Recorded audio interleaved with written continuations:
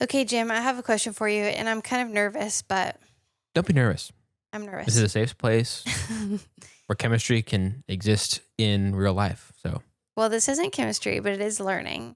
okay. Do you know your learning style? I know that you believe that there aren't learning styles, aren't one kind. Okay. You've told me that. Have I told you that? I didn't know. Dang it. Yeah.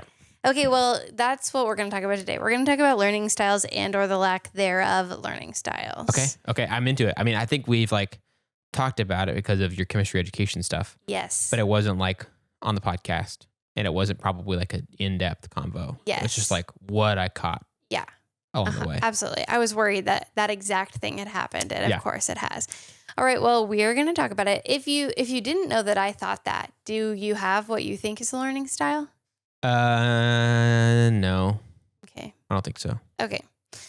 All right, well, let's talk about whether or not they exist, what we can learn from them, and it is going to be really heavy on the education research side, so it's not as much chemistry, but we can talk about that too. We can talk Okay. about my field. All right.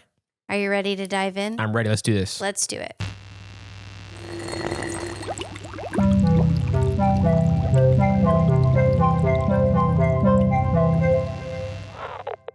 Hey, I'm Melissa, I'm Jam. and I'm a chemist, And I'm not. and welcome to Chemistry for Your Life. The podcast helps you understand the chemistry of your everyday life. Learning edition style, or learning style edition. I messed that up. Okay, anyway. So I'm excited about this topic because I'm taking a graduate level course with our church where we listen to lectures from a grad school that's based in, where is it based? Vancouver, British Columbia. Yeah. And so we listen to these audio recordings of these upper level classes. And I guess because it's those audio recordings on multiple times in relation to those classes, I've heard people talk about their learning styles. Oh, right. And I try not to be the kind of person who's like, actually. Right. But sometimes it's hard because I feel like I hear them say something that is limiting themselves or hurting themselves. And I'm just like, I want to push back on that so that you can have a better self-perspective. Right. In a good way. I don't want this to hold you back or hurt you. So I want to set the record straight. Right. So that's why I was like, I did mention it to them. Yes. In the moment. Yeah. But I also wanted to do a study a episode because I realized that we haven't really talked about it on the podcast. And if these people think that, then maybe. Yeah.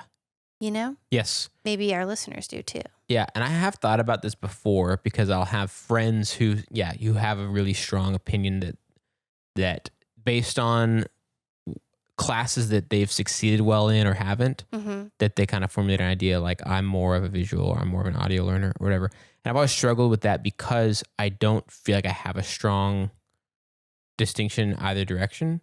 But I'm I sympathize. Someone's you're saying all this stuff, but I really need something to help me visualize it too. Yes. And I'm makes total sense. I don't need that in this scenario, but maybe for something else I would. Sometimes I'm I want to draw this out because it helps me think about it. But I'm not I always need a diagram or I always need it only in audio, So. Well, that is a good, pretty balanced perspective. And I think it will I think that will come back into play as we talk about it later. Okay. So let's talk about sort of the background about learning styles and why I think and why there's no evidence that learning styles exist.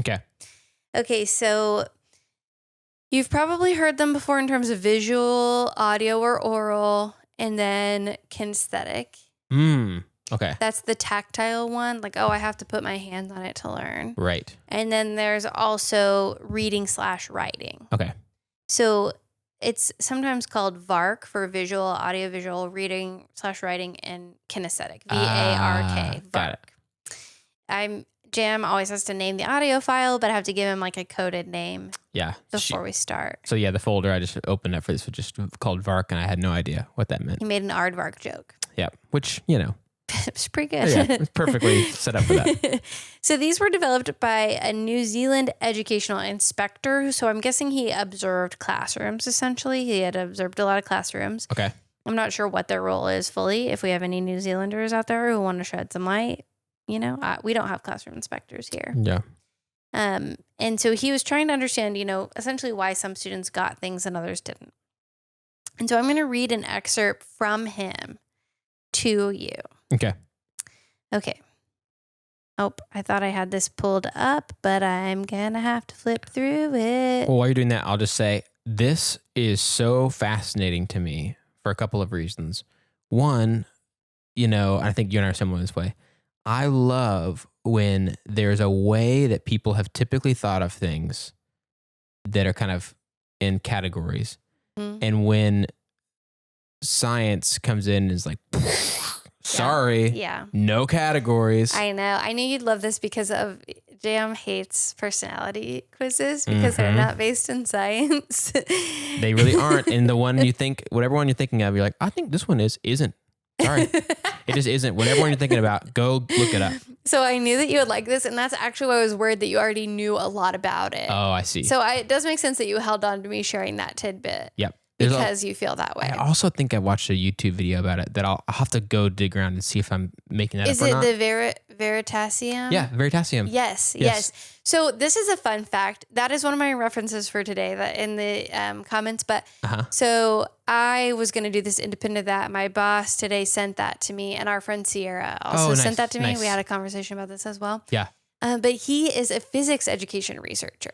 Oh, nice. So we are part of this type of research that's discipline-based is what it's called. So discipline-based education research, DEBR. Mm-hmm. And what that means is you take people who have a background or you give them a background in a discipline like physics, chemistry, education, or physics, chemistry, math, biology, and then you learn the education research side of it too. So you learn about the discipline and you learn about education research because it's hard to do good research on how people learn that topic when you're that in-depth and other people don't know it. So it'd be hard for an education researcher to do in-depth research on how somebody learns organic chemistry if they haven't also learned organic chemistry. You really need someone who can speak both languages, so to speak, you know? Yes. And so he probably feels similarly passionately about this because he's also an education researcher. So a lot of the things that I'm frustrated by, I think he's frustrated by in this too. Yeah. Okay. Yeah. I haven't watched that video in a while, but I've watched a ton of his stuff. So that's who I was thinking of. And I was like, I just can't remember if that really is one of his videos. Am I like kind of combining some things? Yeah. So anyway, that's very cool. I'm glad that is real and also is connected to what you're talking about. So you'll probably know a lot of what I'm going to tell you already, or you know it somewhere deep down. But I do think I'll be able to share some new stuff too, because I'm not only just, reading what he said. So here is from the person who, created this VARC learning styles theory. Okay. So he noticed that some excellent teachers did not reach learners and some poor teachers are reaching learners. And he wants to understand that. And he says, there are, of course, many reasons for what I observed, but one topic that seemed to hold some magic. I'm sorry, that just makes me laugh that it's magic. Some explanatory power was preferred modes of learning, modal preferences. Some part of a learning preference are comparatively difficult for an individual to change or for an education system to respond to. For example, preferred time of day to study or preferred time for food intake or motivation. But attention to preferred learning modes allows flexibility for students and teachers to modify their behavior, if not their preference. So, and then he goes on to talk about how preferences are a part of who we are. And what's hard about that is I think that that's a good thing to think. If you think about preferences and that you have different preferences on how to do things, that's fine. Yeah. Everybody has different preferences. But I think this has gone from being a preference to being what people think is a learning theory founded in scientific research. Right.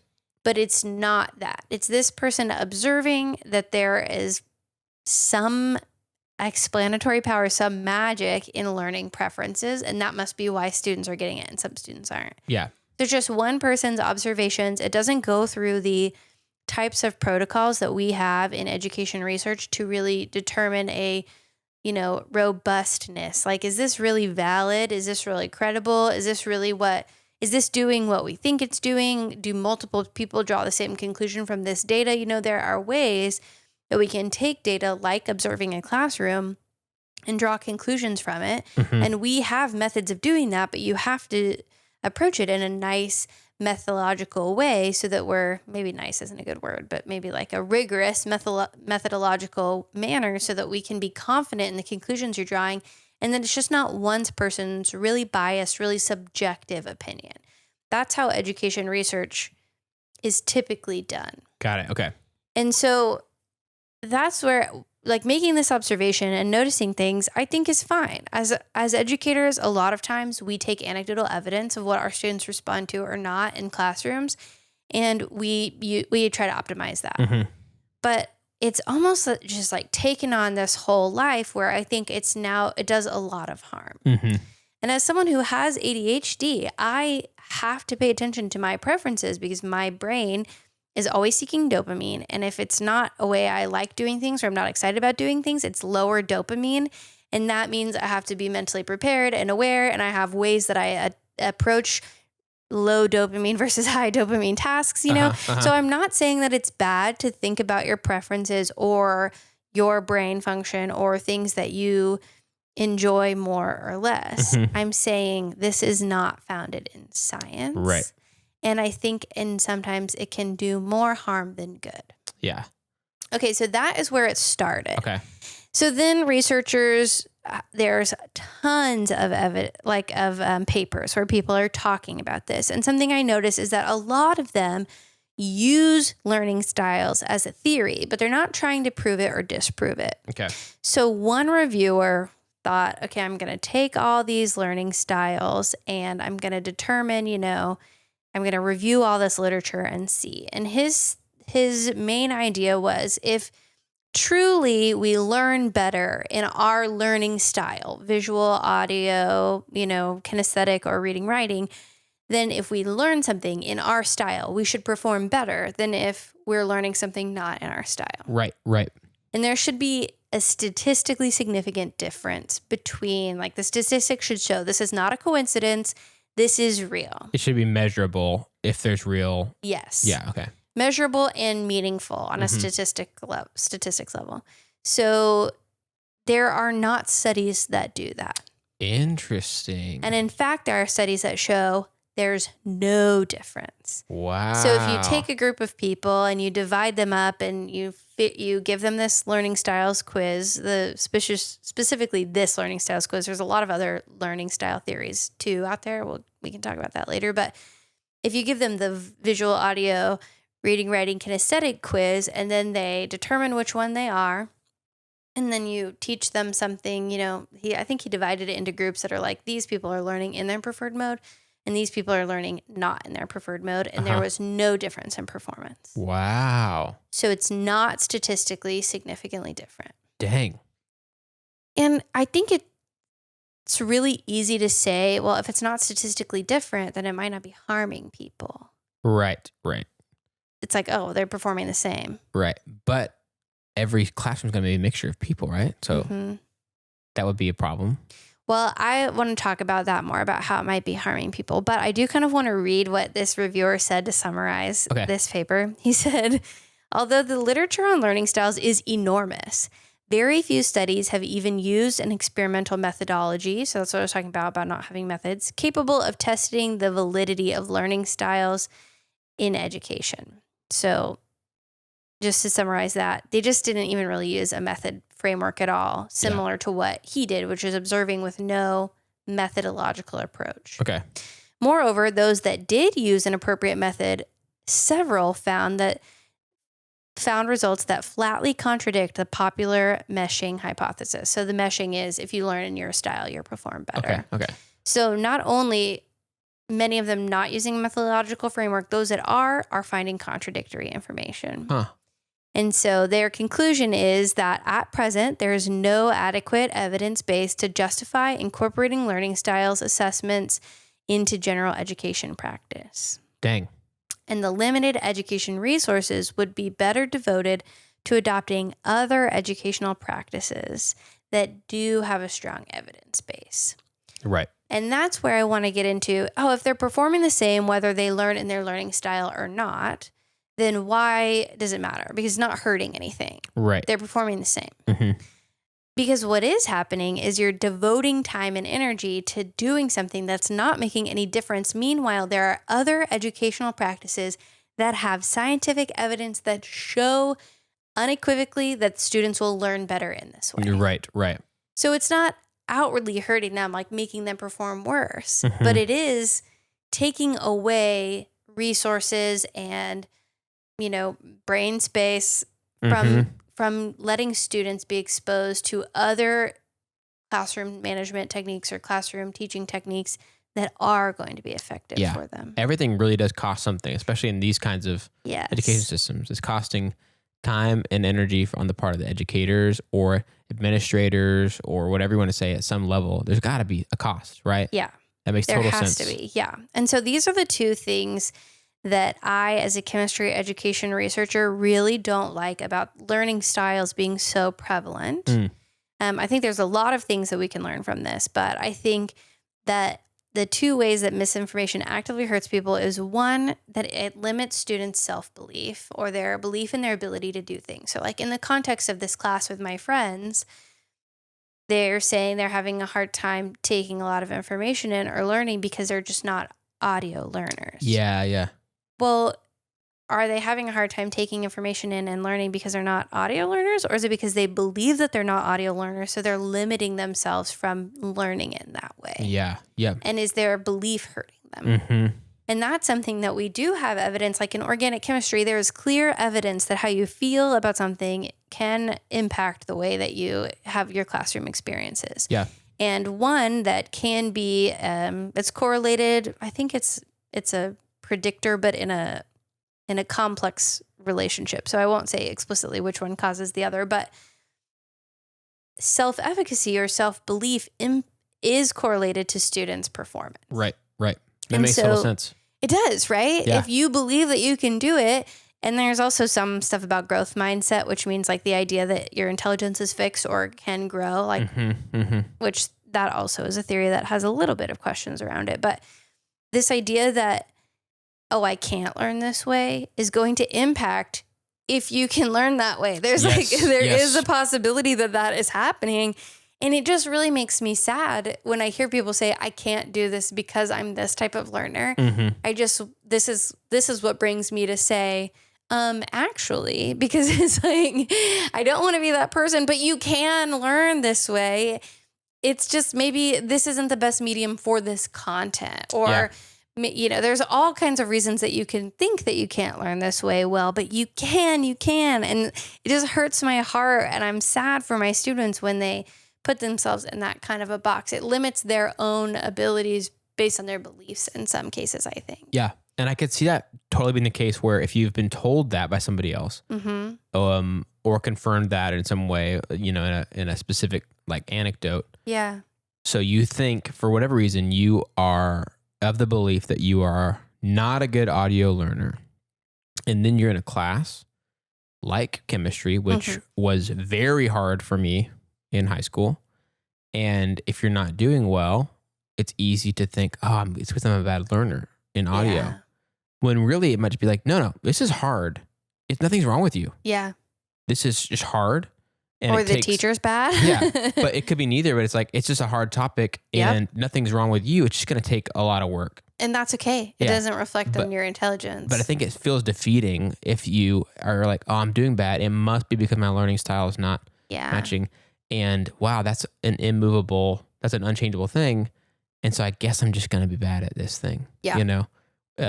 If you have that belief built in there. And that is like, that would make total sense why someone might kind of just be discouraged real early instead of thinking like, no, you really can get this. It just is hard. Yes. It's just not the easiest thing ever. And on the is it Veritasium or Veritasium? Veritasium. Yeah. On that YouTube channel, he talked about in his physics classes, the importance of breaking down some of those misconceptions to help students, learn. And then also the other thing that upsets me about this learning styles myth for lack of a better word, or this theory that's not based in anything, is that it does waste resources on both the teacher side and the student side. So the student might be like, I'm not doing well. I need to change my learning style approach, instead of thinking, I'm not learning well. I'm going to use one of these things that evidence actually shows will help you.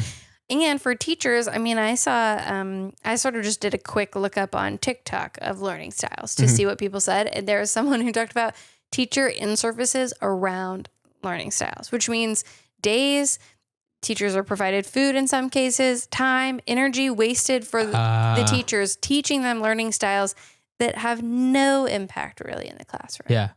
And then also teachers don't have mental capacity. Like, they're maxed out. Yep.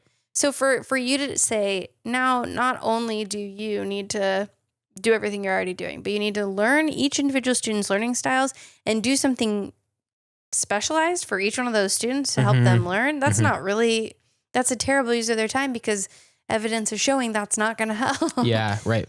So it wastes resources in that way. Also, I mean, the person in this review said literature on learning styles is enormous. And that means that research on learning styles has been an enormous endeavor, which means people are being paid, time is being spent, like funding is going to research about learning styles instead of research about something that may actually impact the class. Right. And one of those papers even said, limited research correlating learning styles. Sorry, this is in 2014, so I was like, I have to read this. Limited research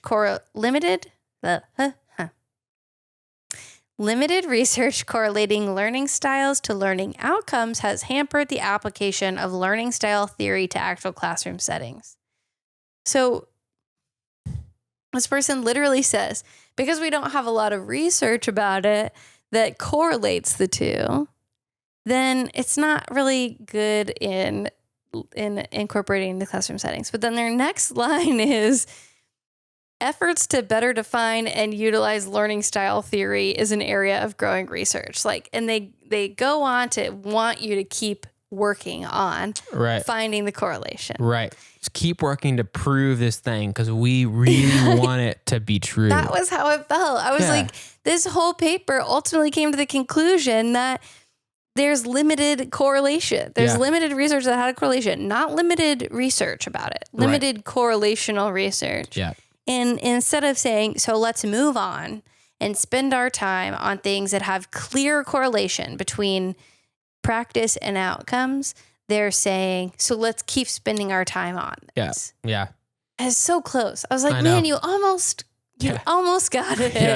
Yes. So just a huge waste of resource in terms of everybody's capacity. We have limited time and energy to invest in our classroom practices and our research about classroom practices and learning theories. And this isn't a good place to put those resources, because there's no evidence that it'll work. And it doesn't seem like it's for lack of trying. Yeah. It's because there's just not evidence. And it seems like it'd be one thing to be like someone who really wants to help students learn better. You have this idea about learning styles and say there's just not much out there. You try it. You don't see correlation. It doesn't seem like a really fruitful path. But the goal you really still have in mind is, I want to help students learn better.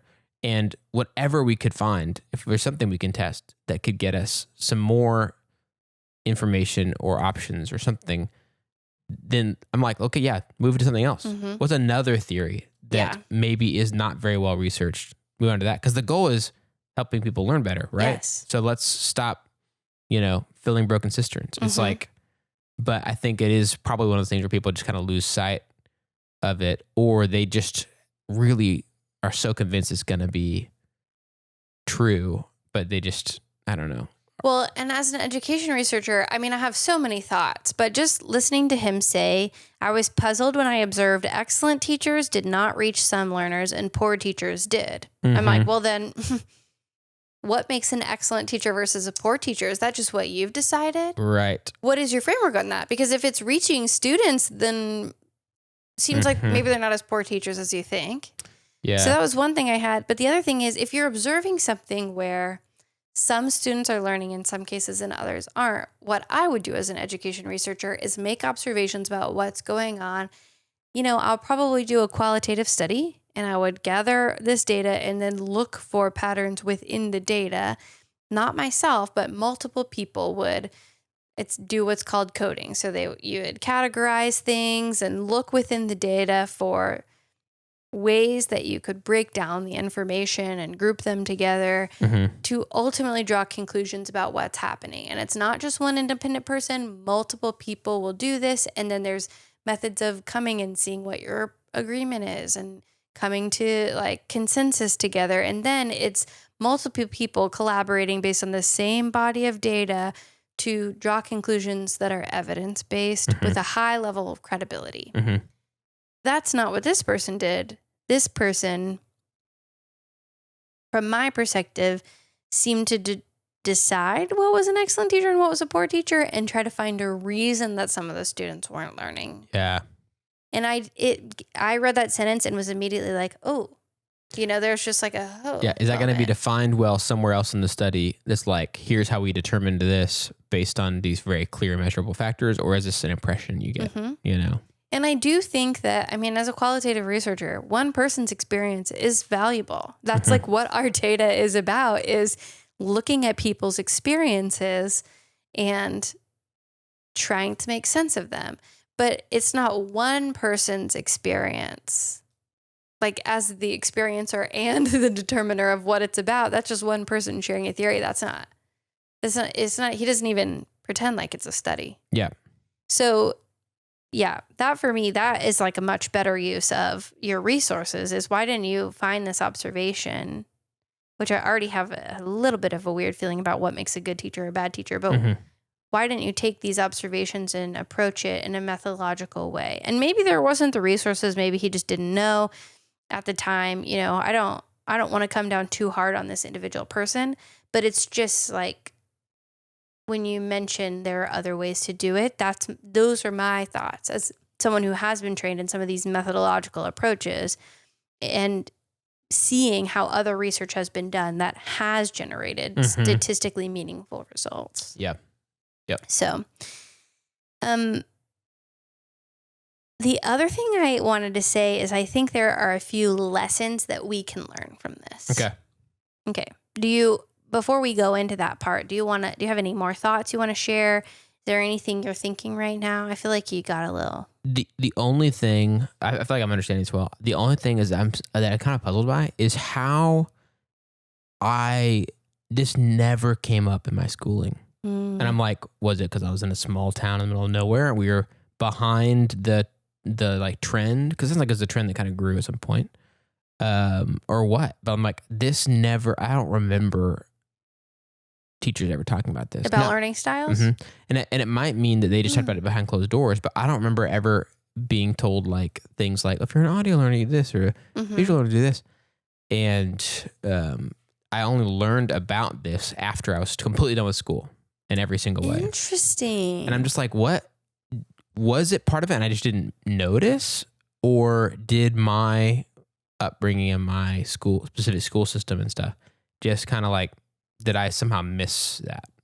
Yeah, I don't know. I couldn't remember when I started to think this, but I do remember that I believed that I was an audio learner because I love podcasts so much.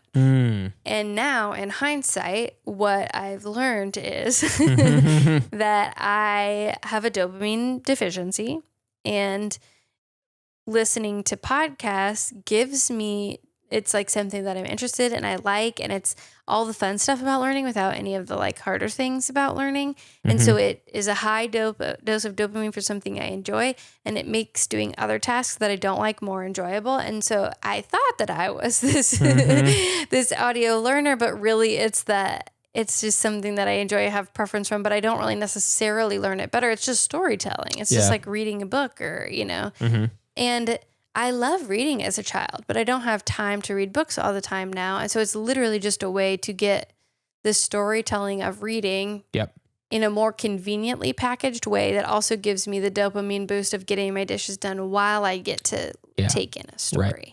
It's actually multitaskable a little bit. Yeah.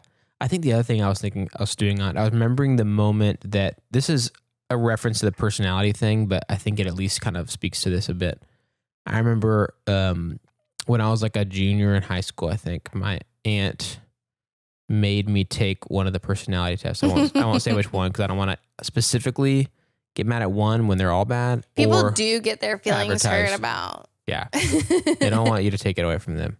So I took it and it was like indicated I was a strong introvert type. That was one of the categories that this specific test had. And then I took it again about 3 years later, and I was right on the fence, too close to call me an introvert or extrovert. Mm-hmm. And I looked at my life situation, what had changed in those 3 years.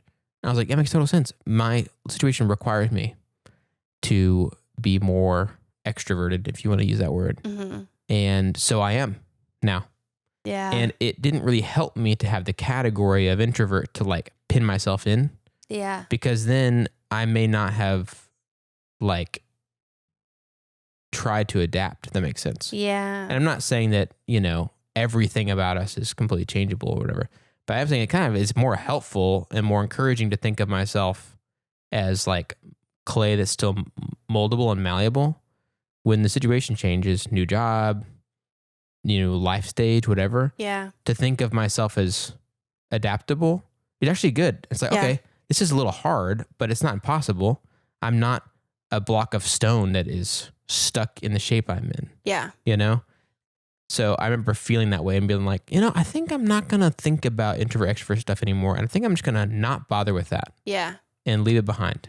Well, and I think there are some valuable things to take away. Like it's valuable for me to understand my preferences in learning and what I'm excited about and what seems fun to me and what doesn't seem fun. I think that's valuable. And I'll talk about sort of at the end, what do we do now that we have this information? But so there's value in it, but I think the value stops when we think, and this is how I am, and and I can't be changed, and this is the only way I can learn. Or this is the only way I get energy is from being with people or not being people. When humans are not that way, like I think my husband can feel pretty drained when he's around big groups of people. Yeah. And before we got married, he was nervous about being around me so much in a 1-bedroom apartment. He was like, am I going to get drained from you? It's like, is it going to feel like I'm always pouring out? But because, something about being married, it's like, no, he doesn't feel drained from me, really. Right. So for you to say across the board, he gets drained from being with people. Well, that's just not really true. So now is he an extrovert, or is it just, Yeah. Or is it just that we change and we can be different? Yeah. And there are different people bring out different sides of you, so I think there is not, it's hard because humans aren't just black and white, and that's what makes learning about learning really hard. Mm-hmm. You can't get in there in our brains and see, you know. Right. So it's definitely a lot to think about. I was like, should I ease them into it? Should I just drop the bomb? And I went with the dropping the bomb approach. So if there are people out there, yeah, I mean, if there are people out there who are like totally shocked and need to process this, I totally understand. I felt the exact same way. I cannot tell you how much I believed that I loved listening to lectures and podcasts and stuff because I believed I was an audio learner. Mm-hmm. I mean, the reason we have this podcast is partially because, not when I made this, did I still think that? But the reason I love podcast is because I thought that. Mm-hmm. So if you're freaking out, it's okay. Process, take all the time you need. Yeah. So here are some lessons that I think it's important to learn from this. So like I said, what's hard about this topic is that there is a lot of scientific literature out there citing and using learning styles as if it is a theory, like proven. And a lot of them are not trying to prove or disprove it. They're almost using it as the framework through which we're going to look at this thing. Mm-hmm. And so what does that mean? Like, does that mean we can't trust scientific literature? Does that mean like nothing's trustworthy? Like, are we having an existential crisis about this? And I think this means something that we have talked about a lot, which is that good science means that when you are wrong and you get new data that changes what you thought, you adapt your understanding to that. This is just a new data point and we adapt our understanding. So even though there are papers that used this, that was, I think, before a lot of the evidence came out that this isn't really based in anything. Yeah. And they didn't use it to try to prove or disprove. They kind of used it as a framework to set up their study within. So that's one thing. That's one lesson I want you to take is good science means when we get new data, we change our view. Right.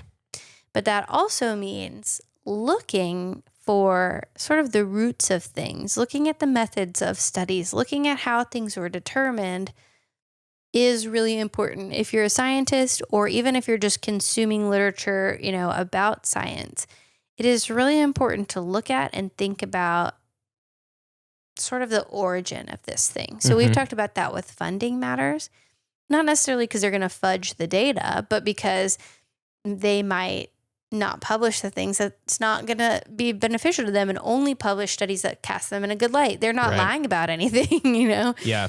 So that's something to think about. And then this case, it's like if you had tried to go find like, oh, where did this learning styles theory come from and realize that it wasn't even from a scientific study originally, that would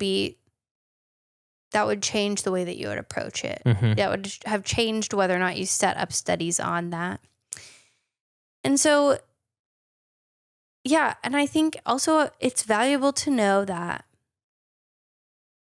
I trust the scientific process, but it is inherently designed by humans. Yep. So all we can do is the best that we can do with the information that we have at the time as scientists and as people.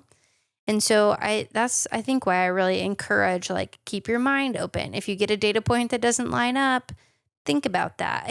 Like this is a good opportunity for us to use critical thinking skills and talk about how important and valuable they can be. Yeah. So those are some lessons that I took away from this. Nice. Yeah, those are great. And I think, like, I don't know. Honestly, the last thing you just said really reminded me, you kind of channeled a little bit of Gandalf. Just the way that you said. So do you remember the scene where Frodo's like, I wish the ring never came to me. Sorry, guys, I'm going to nerd for a second, okay? I love it. I've been listening to this Bear podcast, and they talk about Lord of the Rings all the time, so okay. I'm so for it. So it's in both the books and the movies. It's almost exactly the same writing. Frodo's like, man, I wish the ring never came to me. I wish blah, blah, blah. I wish none of this ever happened. And then Gandalf's like, yeah, so does everyone who ever encounters anything like this at all. But all you have to do is decide what to do with the time that's given to you. Yeah. So like you talking about, you said the phrase you said, you have to decide what to do with the new data that you have. That's good to you. It's like, that's all we have. We have to do the best we can with the data we have. But it's also kind of a relief because, okay, we might find something out that's different tomorrow and then we can change. Yeah. But like right now, all we got to do is do the best we can with the data we have. And like, that's not easy, but it's nice that it allows room for us to change tomorrow. Yeah. And we can all say, oops, like we didn't know, but now we do. Yeah. And that's like the best. That's like a totally freeing feeling in my mind. Yeah. Well, and it's also really hard. It's easy for me to say that, but it's also really hard because like as a person in your day-to-day life, are you like, I don't know exactly how to say this. Like, I don't want you to say, well, if it seems a little fishy, I just don't think it's true. It's like, this doesn't fit into my existing worldview, then I'm not going to take it in. I think we've seen a lot of that of people not trusting science, like in the aftermath of COVID-19, because it was so confusing, Right. And I'm not encouraging, like, don't trust the scientific process. None of this matters. None of this is real. It's all based on humans. It's all inherently flawed. That's not what I'm saying. I think that it served us really well. Look at the technology that we've had. Look at the medicines that we have. A lot of these things in the Western world have come from scientific process. In other cultures, they come from other processes. But for us, that's where they've come from. But try to think critically about the information you're given. Think about the origins of it. Think about, how is this being spun in a way? Right. Like, what is this information really trustworthy, or is this what the person who's sharing it with me is their strong opinion? Like, where's the line between there's good evidence to support this versus this is kind of a more subjective opinion?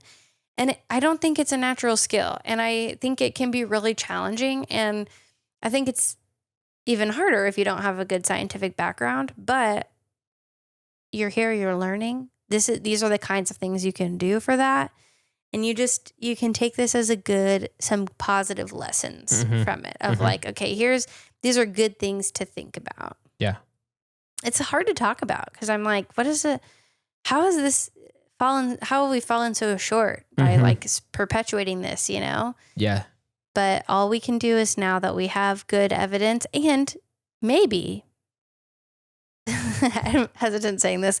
And a lot of other times, like when people ask about blood type in mosquitoes, I'm like, well, we just don't know yet. Yeah. I don't even think we've looked into it. And this one, we've looked into it and it doesn't look good. Yeah. So I'm not saying that maybe I'm wrong and maybe we come back in 20 years and we're like, look, there's evidence. But right now there's a lot of evidence the other way. So yep. I'll keep an open mind. I'll keep learning about it. But right now the evidence says put your energy into some other things. Yeah. So, and that gets me, oh, sorry, go ahead. I was just saying, fair enough. That's a good way to put it. So that gets me to now what do we do? Now how do we learn if we're not using learning styles? Yeah.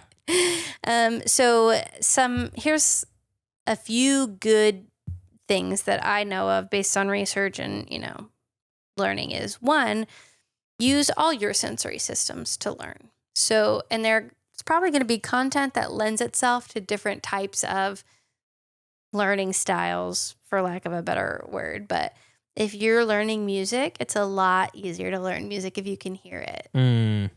Right. So learning music is inherently an auditory process. Right. Or, learning organic chemistry or just chemistry in general. We've talked about like where electrons hang out and the shapes of orbitals. That's going to be a lot easier to understand if you can see a visual representation of the shape of a orbital, or if you're trying to do some kind of science experiment, seeing the experiment happen and doing it with your hands, that's going to be very valuable. So there is value in using all of your senses, all of your sensory system to learn and optimize that and think about if the content lends itself to something my mom did. And it's kind of fun because it's October and that's when her birthday was.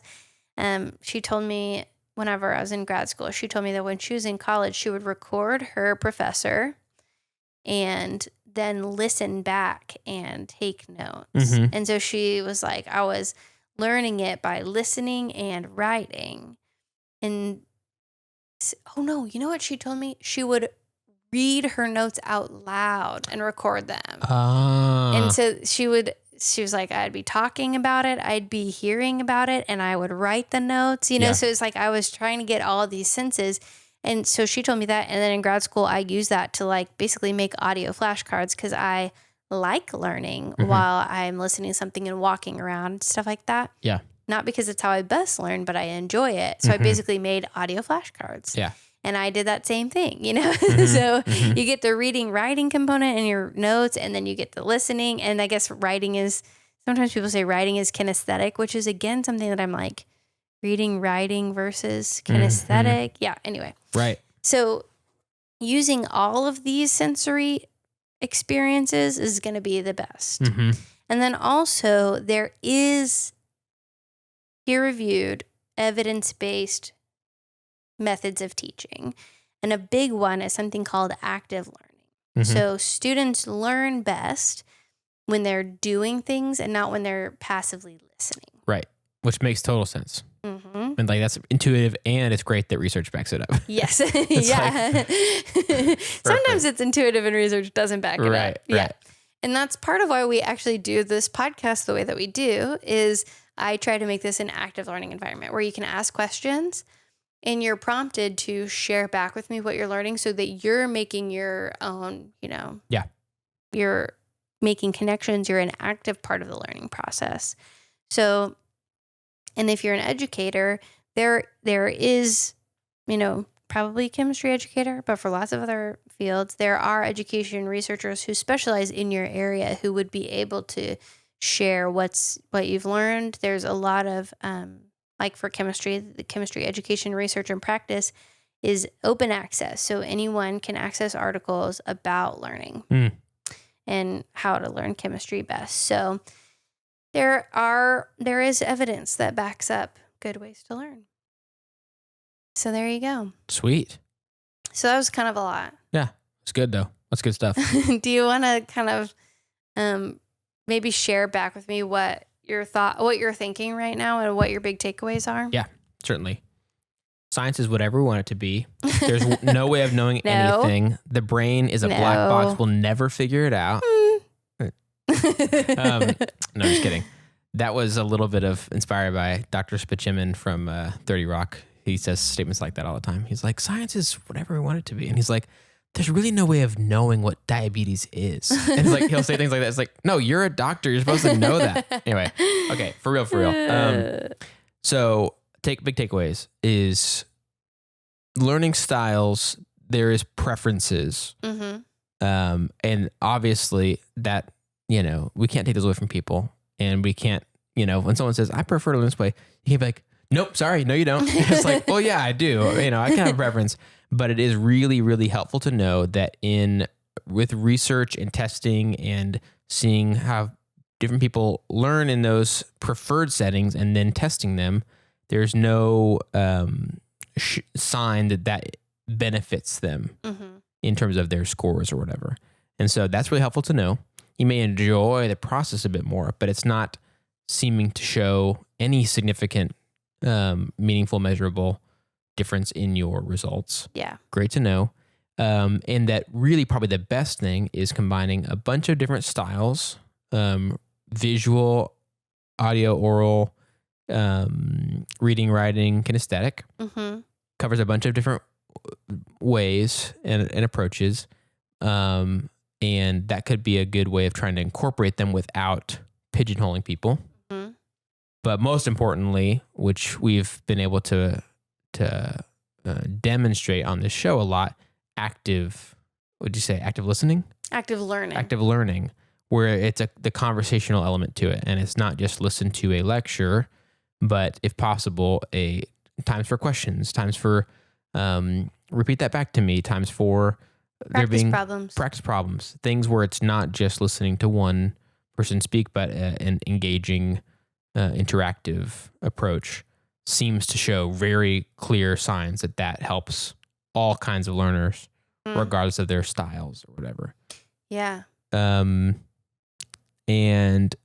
introverts and extroverts are a myth. And what else did you say? I didn't present that today. I'm trying to think of what other things you said that were direct quotes. I talked about like lessons that we can take from this. Oh, yes. Your lessons were to... And this is why we have active learning. The second one was the Gandalf one, which is science changes and we should change with it. So like as we find new things out, go where the data shows us. We have a new data point, follow it. Yeah. First one was... I think those were together. It's like good science means admitting when you're wrong and... Got it. There we go. Yeah. Got it. And then the last one was to look deeply and think critically about where your information is originating from. Right. Just like the funding sources thing too. Yeah. But yeah, where is it coming from? And does this really sort of pass a smell test kind of thing? Yeah. Pass the smell test. I don't know. That felt right. I liked it. Term, instead of saying this is really bad research, it's like, well, does it really, if you check under the hood, does it look okay? Yeah. And does it seem like it's referencing good stuff or whatever? Yeah. But, which is hard. And again, we talked about this a couple times ago, but like just the difficult thing for folks like me, if I'm sent an article or something like that, just not really knowing, like something might reference learning styles in an article the way that you talked about it, referencing the theory of learning styles without talking about, oh, by the way, no research is yet proving anything substantial about learning styles theory. But if it's referencing it along the way to some other point it's making, then I will not know. Yeah. It's going to go right over my head. And I'm going to think, oh, I guess that's a theory that is legit, you know? And that's what makes it hard. I mean, like now I know, but there's who knows how many other things like that out there that are so easy to like just drop in an article and mention it. Yeah. And not realize, I wonder if I went and Googled that, what I would find, and what I find that's not quite so airtight. And that's where I think some of the responsibility of communicating and fighting that misinformation, it's on us. It's on the people trained in that. And that's part of why I have this podcast. And that's part of why I think science communication is really important. And I'm actually currently trying to write a grant for this podcast. Mm-hmm. And it's like, you have to talk about what the ultimate outcomes are, and ultimately I hope that all forms of informal science learning, like this one, where we're not in a classroom, they're going to help anyone with or without a formal chemistry background think critically and make informed decisions about where chemistry is interacting with their daily lives, Mm-hmm. And so I think it can be discouraging, like what you said, but also it's like, well, that's our job. That's part of what science communicators should be doing. Yeah.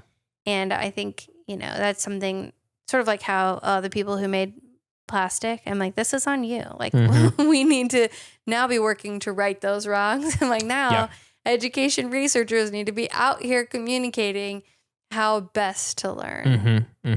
So, yeah, that's how I see a lot of my role. I didn't even draw that connection until right now. It's like, I'm not a polymer chemist, so I'm not going to be able to work on plastics. Right. But I am going to be able to work on finding research or communicating research about what is the best thing we can do to learn the most effectively. And maybe I'll just do a whole other episode about just that sometime. But this was one that I was like, I want to correct this because I don't want people to be missing out. Yeah. Because they've put themselves in a learning style box. Yeah. That was a good way to wrap it up. I love it. Very interesting. Thank you for sharing this with us. You're welcome. Yeah. So fascinating. I'm so glad. I mean, I know it's not chemistry explicitly, but there are journal articles in chemistry education research journals that talk about learning styles. So I was like, that counts. Yeah. And there is chemistry happening in our brains while we everything learn. Is chemistry. So, yeah. It's chemistry. The radio waves are chemistry even that are bringing this to you. Do podcasts work on radio waves? Sound waves. Yeah. I mean, Wi-Fi waves. Bluetooth, or even if you have like a wired headphones that's going through there. That's true. Electronic. Yeah, how'd you charge your phone to listen to this? Anyway, so that's it. That's what I have for you today. Do you want to wrap it up with a fun thing? Yes, I would love to. I can do a pretty short one. I'll have an update for people later, but my son and I are I'm very excited because I've discovered a new ground coverage plant that replaces grass. Here's the thing about dry Texas summers and climate change is grass. A lot of grass is so thirsty and wastes a bunch of water. And there's a lot of different things people are trying to do to, avoid just wasting a bunch of water on your yard all summer long. But also, wanting to have something that looks good, makes you want to be outside, all that kind of stuff. It's all so hard. There's tons of options. Yeah. But I found this new kind of plant hybrid, and by new I mean like probably the last 3 or 4 years. It's been around. That's cool. So for some people, they probably heard about it, but called Carapia, and it is like a leafy ground coverage thing that looks kind of like grass because its leaves are small. It doesn't need to be watered nearly as much. Looks kind of like clover, I think. But clover is really not great for traffic. So if you're going to walk on your yard a lot or play with the kids and stuff like that, or whatever you want to do in your yard, clover doesn't handle that very well. It'll wear down and, Gotcha. So it looks like clover, better traffic, loves sun, loves dry. That's what they bred it for and stuff. And I'm just pumped about it because our front yard's been okay-ish, but our backyard has struggled so hard. Yeah, there's like whole patches of just dirt back there. Basically we have a back dirt patch instead of a backyard. So anyway, sorry about that. TBD. I'll update people later. I'm doing a little bit of science over here. Science of whatever you want it to be. Yep. Don't take that soundbite and post it anywhere. Yeah. Don't do it. I mean, I think it's pretty obvious how sarcastic I'm being when I'm saying it. So anyway, what about you? What's a fun thing? Well, I will say in that bear podcast I listened to, it's the similar in format, but it's got a guy and his brother. And his brother will say similar to you, where he'll just like say things that are just not true, but he's trying to be funny. Yep. And he'll just say, yeah. And then he's like, I got to stop saying, yeah. Like I'm saying, as yeah, if I'm kind of agreeing, like as a joke, like I'm appeasing you. Like, yeah, sure, whatever. Yeah. But he's like, I got to stop agreeing to whatever you say immediately because you just never know what that's going to turn into. Okay, so my happy thing is somewhat related. So I also am going to have to figure out ground cover for my yard because we're renting a house. Oh. They've lived in an apartment for a long time. They raised the rent an exorbitant amount, and for the same price as our apartment rent, actually we combined with a friend who lived in the same complex, and for less than our rents combined, we're able to get more than twice the space. Yeah, incredible. So we were renting a house with a friend, and we're so excited, and now I'm going to have a yard. And the front yard is basically just also a dirt patch. Yep. Just looking into maybe doing native grasses and stuff. Yes. Yeah. Pollinator-friendly grasses and plants, ground cover, because, well, one, pollinators are important, but two, you can't do a lot of pollinator-friendly stuff because you have a pollinator allergic person. Yeah, that's true. It's kind of rough. Yeah. But I'm really excited for a house. Like we had hoped to buy, but not super realistic. And where this house is just perfect. It's like by a lot with lots of trees and there's all kinds of birds in the area, which made me really excited. The first time I went for a walk in that neighborhood, there was an eastern bluebird, which I've seen blue jays in that neighborhood a lot and one of my friends lives there, but it was the eastern bluebird. It wasn't a blue jay. And I've never seen one of those before. I've only ever seen blue jays around when I've seen a bluebird. So it's so exciting. Yeah. And it's just nice to have a yard. And we also rented a garage from our apartment complex, but you could either store stuff or park in it. And in this garage, you can store stuff and park in it. Nice. It's a single car garage, but with room for storage. Nice. And so it just is very exciting. There's so much natural light. It's so quiet. You don't have to hear people stomping around. That's awesome. You don't have to smell other people's smells. Yep. It's the best. That's great. That's awesome. I have not seen it yet, so I need to. That's true. You haven't. Just pictures. We slept there this day before yesterday for the first time. Yeah. That's awesome. We're sleeping on an air mattress, but it's a good camping air mattress. Nice. It got to the point where it was too much of our stuff had moved over. Yeah. It was we can't cook over here because we don't know when we're packing. And it's just not worth it. And so we just powered through on Sunday and just got everything over there. So yeah. That's great. Well, congrats. Yeah. Congrats to you too. Keep me posted so I can know if I need to do that same thing in my yard. I will. I'll share with you the research that made me decide to go with this option so you can decide if it's, good thing for you or not. But yeah. Okay, great. Well, thanks, Jam, thanks for caring so much about learning styles and personality tests. Anytime. And for letting me teach you all about it. I'm so glad you did. And thank you for caring about it as well and being willing to teach us about it. It was fun. Super fascinating topic. And I think that our listeners are going to love it too. I don't think it's going to be one of the things where it's it's not chemistry, in really a really specific way, but that's okay. I mean, teach their own. This is my other expertise. I'm half and half. So, you got to give a little love to the other side. Exactly. So if you have an idea, question, thought, whatever you think might be chemistry, or even in this case, kind of related to learning styles, please send it to us. We love hearing all those ideas, your questions. You can do that on our website at chemforyourlife.com. That's chemforyourlife.com to share your thoughts and ideas. If you'd like to help us keep our show going and contribute to cover the costs of making it, you can go to patreon.com/chemforyourlife or type the link in our show notes or in the description of the video to join our super cool Chem community of patrons. It's the best. We love it. The folks over there are so fun. So please join. We'd love for you to be there. But if you're not able to do that, you can still help us by subscribing on your favorite podcast app, rating or writing a review on Apple Podcasts, and also subscribing on YouTube. Those things really help to help us share chemistry with even more people. This episode of Chemistry for Your Life was created by Melissa Collini and Jam Robinson. Jam Robinson is our producer, and this episode was made possible by our financial supporters on Patreon. It means so much to us that you want to help make chemistry accessible to even more people. And those supporters are Letila S, Rachel R,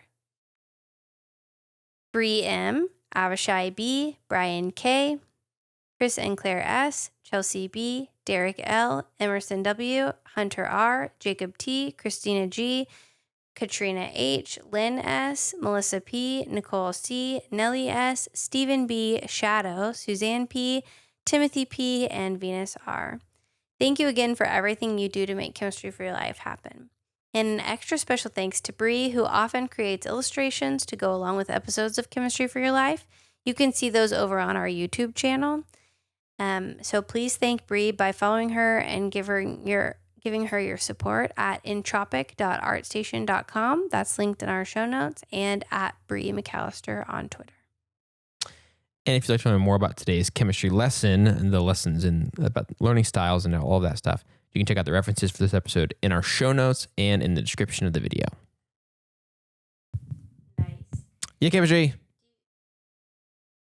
Yay, chemistry! Oh, no, close.